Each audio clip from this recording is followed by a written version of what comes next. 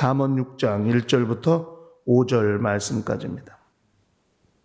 내 아들아, 내가 만일 이웃을 위하여 담보하며 타인을 위하여 보증하였으면 내 입의 말로 내가 얽혔으며 내 입의 말로 인하여 잡히게 되었느니라. 내 아들아, 내가 내 이웃의 손에 빠졌은즉 이같이 하라. 너는 곧 가서 겸손히 내 이웃에게 간구하여 스스로 구원하되 내 눈으로 잠들게 하지 말며 눈꺼풀로 감기게 하지 말고 노루가 사냥꾼의 손에서 벗어나는 것 같이 새가 금을 치는 자의 손에서 벗어나는 것 같이 스스로 구원하라. 아멘. 우리 신앙생활은 대속의 은혜를 알고 사는 생활을 신앙생활이라고 하는 것입니다. 하나님께서 우리를 위해 하신 일이 있다는 것을 실감하는 것이죠. 우리가 죄로 인해 죽게 되었을 때에 하나님께서 우리 위해 하신 일이 있습니다. 그 아들을 죽음에까지 내어주셔서 우리 대신 죽게 하시고 우리를 살리신 것이죠. 그것을 대속이라고 합니다. 대속. 그러니까 하나님께서 그 아들을 통해서 우리를 대속하신 것 자체가 하나님이 우리 위해 보증하신 것이다 하는 것입니다. 그러므로 이런 신앙을 가지고 있다면 이런 신앙이 우리 생활 가운데서도 잘 나타나야 한다는 것이거든요. 하나님께서 당신의 아들을 죄값을 해결하지 못하는 인생들을 위해서 그 아들을 내어주신 것, 이게 보증이라는 것이죠. 그러므로 그런 대속의 은혜를 받은 자들이라면 이 땅에 사는 날 동안에 보증을 잘해야 한다는 거예요. 보증을 잘 서야 한다 하는 것입니다.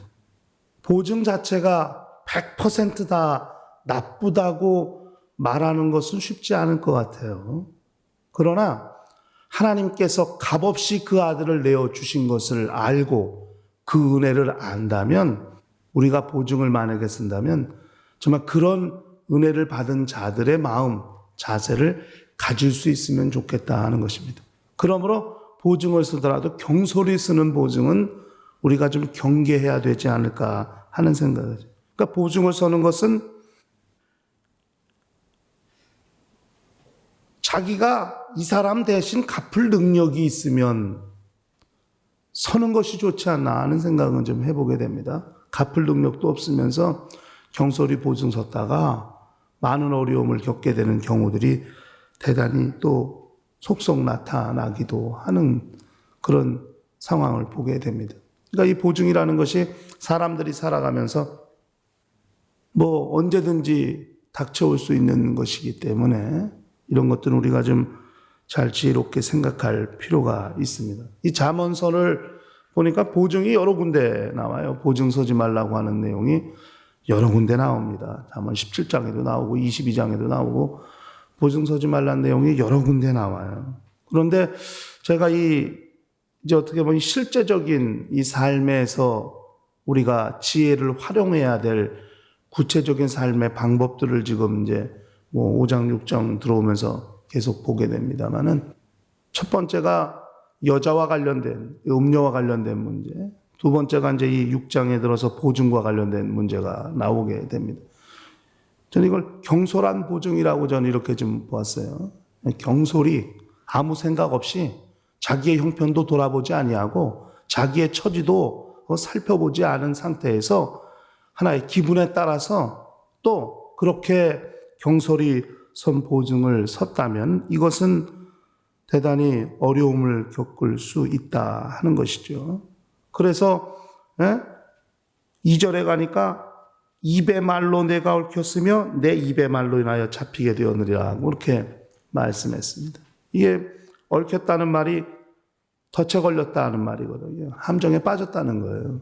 그러니까 사람들은 다 어떤 사람을 이용해서 다 자기의 이익을 추구하고 자기가 도움없고 자기가 편해지고 자기에게 어떤 이득이 나는 것들을 추구하기 때문에 어떻게든 저 사람으로 하여금 자기 일에 대해 보증을 서게 하려고 어떻든 그렇게 설득하고 또 갖고 때로는 속이기도 하고 그렇게 합니다.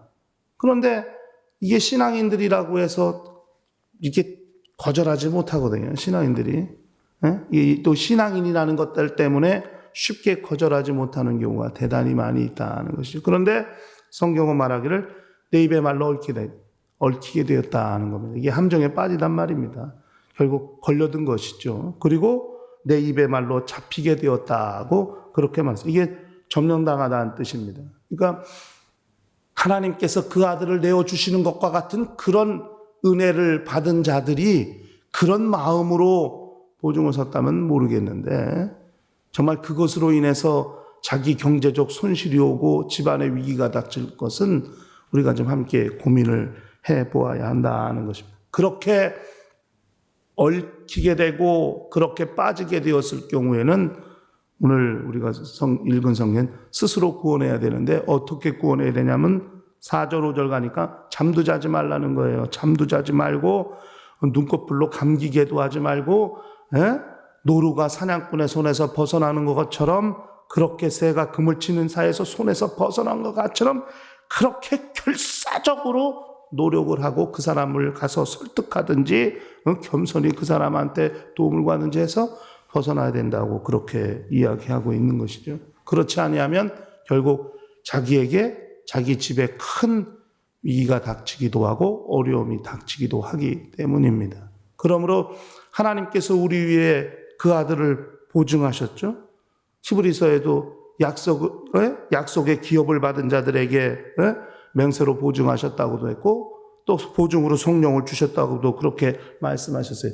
하나님께서 그렇게 하신 일을 우리가 체험하고 사는 자들이라면 그러니까 영적 생활은 신앙을 어떻게, 믿음을 어떻게, 말씀을 어떻게 삶 가운데서 적용하고 실천할 거야 하는 것이 열쇠일진데 보증과 관련돼서 정말 하나님께서 그렇게 우리에게 그 아들을 보증으로 주신 것을 안다면 우리 영적 생활도 그 은혜를 받았다면 그런 마음으로 정말 저 사람이 갚을 능력이 없으면 내가 대신 갚아주리라 하는 그런 마음이 아니면 보증 서는 것은 우리가 조심해야 될 것이라 하는 것입니다. 자칫 경솔히 보증 섰다가 대단히 영적 생활 자체에 위기가 닥치게 되고 가정에 큰 위기가 닥쳐서 많은 어려움을 겪는 자들을 보기도 하기 때문입니다.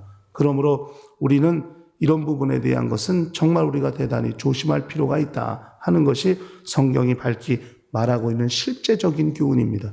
결국 하나님이 우리에게 주신 지혜는 이렇게 삶의 실제적인 문제에서도 그 지혜를 발휘할 수 있어야 한다 하는 것이거든요. 그렇지 아니하고 하나님의 말씀을 생각지 아니하고 그저 아무 생각 없이 결국 자기 생각대로 자기 마음대로 자기 판단대로 진행하는 일은 자칫하면 경솔한 행위가 될 수 있고 결국 그것 때문에 엄청난 책임을 져야 되는 문제가 따를 수 있기 때문에 이런 문제에 대해서는 하나님이 무엇이라고 우리에게 말씀하셨는지 성경이 우리에게 무엇이라고 증거하고 있는지 그런 것들을 다 검토해 보고 그 다음에 정말 하나님께서 그 아들을 주신 그런 은혜를 우리가 알고 있다면 그런 마음으로 그 영혼을 위해서 우리가 마치 하나님께서 그 아들을 희생하시는 것처럼 그런 희생하는 마음이 아니고서는 이런 실질적인 문제, 특별히 보증과 관련된 문제는 우리가 조심해야 된다고 성경은 말씀하고 있는 것이죠. 그러므로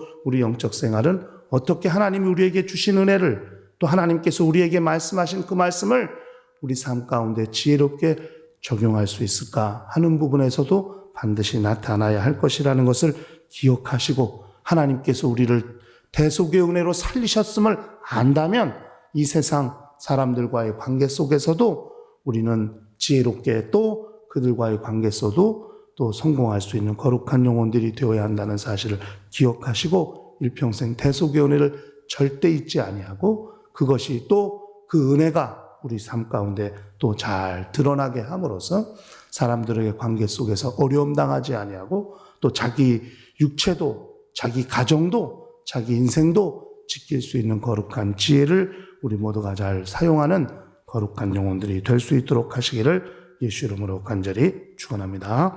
다 같이 통성으로 기도하십시다.